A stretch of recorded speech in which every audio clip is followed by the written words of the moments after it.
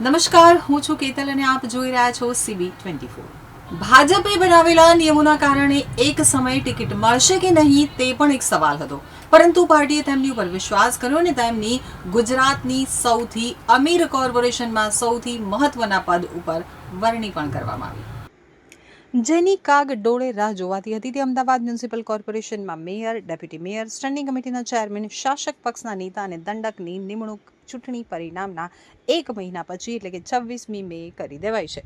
Ahmedabad municipal કોર્પોરેશનમાં જે લોકો પદાધિકારી બન્યા છે તેમને ભાજપે બનાવેલા નિયમોના કારણે એક સમયે ટિકિટ મળશે કે નહીં તે એક સવાલ હતો, પરંતુ પાર્ટીએ તેમની ઉપર વિશ્વાસ કર્યો અને તેમની ગુજરાતની સૌથી અમીર કોર્પોરેશનમાં સૌથી મહત્વના પદ ઉપર વરણી પણ કરી। તો આવો જાણીએ એમસીના પદાધિકારીઓને ટિકિટ મળી તેની ઇનસાઇડ સ્ટોરી।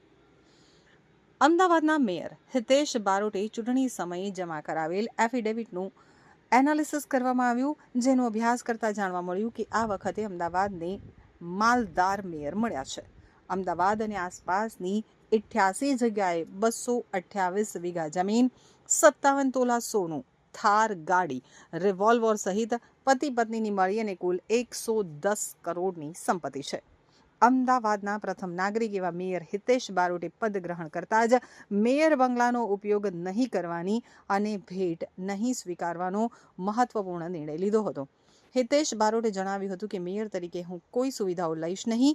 આજ દિન સુધી બધા પદ પર રહ્યો છું, ક્યાંય પણ મેં કોઈ સુવિધા લીધી નથી।